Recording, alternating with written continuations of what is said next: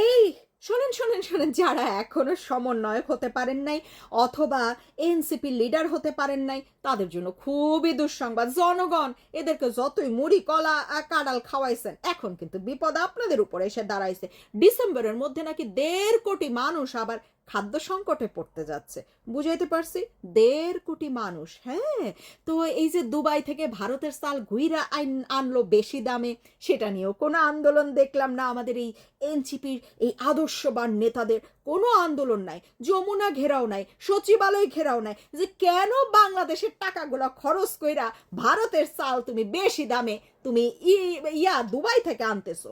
তারপরে হচ্ছে প্রতি কেজিতে মনে হয় 9,000 টাকা বেশি বেশি দিয়া ওনারা আমেরিকা থেকে গম আনছে, সেটা নিয়েও কোনো প্রতিবাদ নাই এনসিপি নেতাদের। হ্যাঁ, এরা তো বাবা আদর্শবান নেতা, তো ভাই আদর্শগুলো তো বুঝতে হবে আপনাদের, তাই না? এটা নিয়েও কোনো প্রতিবাদ নাই, কারণ আমেরিকার সাথে যে চুক্তি করছে আমাদের নুনুস, সেই চুক্তির ভিত্তিতে আসলে এরকম বেশি দামে গম নিতে বাধ্য। খাইছো না মারা বাস আইকাল বাস জনগণ। আর নুনুস সরকার বেশি দামে কিনা আপনাদের কি আর কম দামে খাওয়াবে? কম দামে খাওয়াবে না। এর মানে আপনারা চাইল তো পাবেনই না, আডাও পাবেন না, মানে রুটি খাইতেও পারবেন না। বুঝছেন? তা আমাদের আসলে বাংলাদেশের এত সম্পদ, এত টাকা পয়সা, বাপরে বাপ, মানে শেষই হচ্ছে না। হ্যাঁ, রিজার্ভ খালি দেখি প্রত্যেকদিন বাইরেই যাচ্ছে বাইরেই যাচ্ছে বাইরেই যাচ্ছে, শেষই হচ্ছে না। এই কারণে তো সব বেশি বেশি দামে কিনতেছে। ব্যাপার না, অনেক বড় লোকস বাংলাদেশের জনগণ, বাংলাদেশের মানুষ সেই বড় লোকস।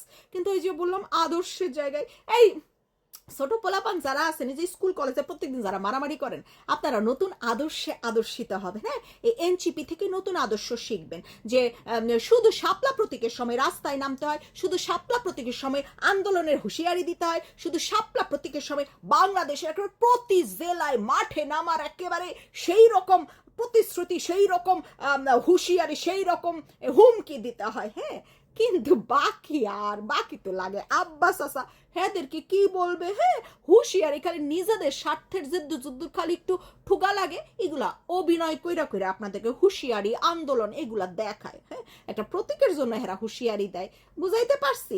আন্দোলনের হুমকি দেয়, বুঝাইতে পারছি? কিন্তু ভারতের চাল দুবাই হয়ে, হ্যাঁ, অতিরিক্ত দামে কিন্না বাংলাদেশে ঢুকতেছে, এটার জন্য হুমকিও দেয় না, হুঁশিয়ারিও দেয় না।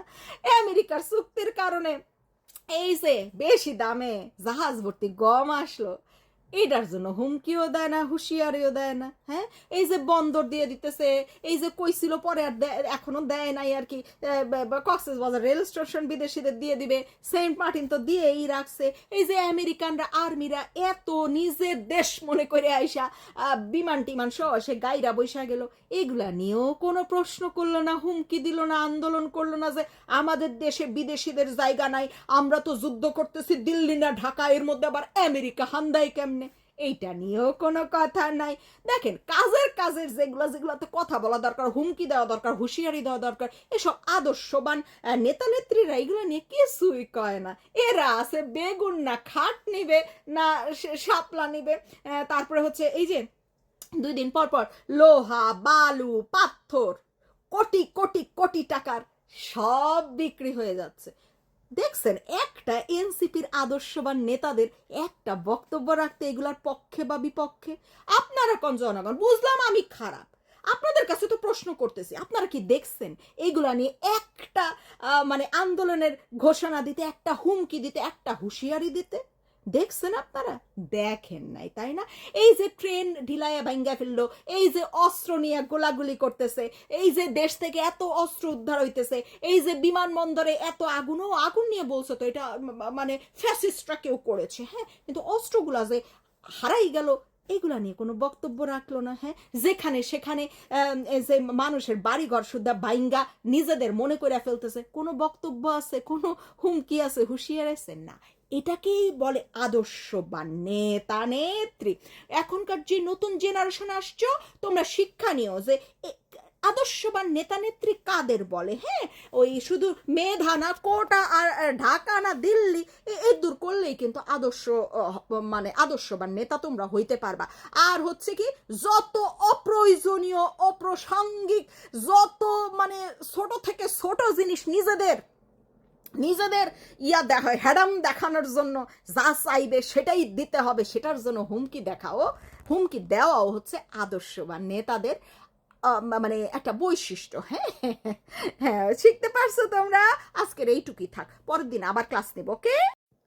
ইতিহাসের নিকৃষ্টতম রাজাকার, আমাদের মুক্তিযুদ্ধের রাজাকার গো আজমকে তারা মহানায়ক বানিয়ে দিল, এই রাজাকার গোষ্ঠী।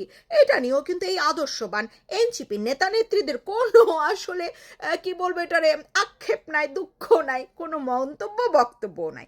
একের পর এক শ্রমিক কারখানা সব বন্ধ হয়ে যাচ্ছে, হাজার হাজার লাখ লাখ শ্রমিক বেকার হয়ে যাচ্ছে। তারা কি খাবে, কিভাবে চলবে, কি করবে? আছে কোনো মন্তব্য? আছে কোনো বক্তব্য? আছে কোনো হুঁশিয়ারি? না আছে কোনো হুমকি? আছে কি কারো মন্তব্য শুনেছেন আপনারা? শোনেননি। তো ইহাই হচ্ছে এই এই সব দালাল, রাজাকার, নিকৃষ্টতম গবাদিগোলার আদর্শ আর নীতি। এদের ভোট দিবেন, এদের ভোট দিয়ে জয়যুক্ত করবেন, এরা আপনাদের কথা চিন্তা করবে? ও আচ্ছা আচ্ছা, দেন দেন দেন, একেবারে জয়ই কইরাই সারেন। হ্যাঁ, পারলে আমি আর একটা মিষ্টির দোকান আলাদা দিয়ে রাখবো, সমস্যা নাই।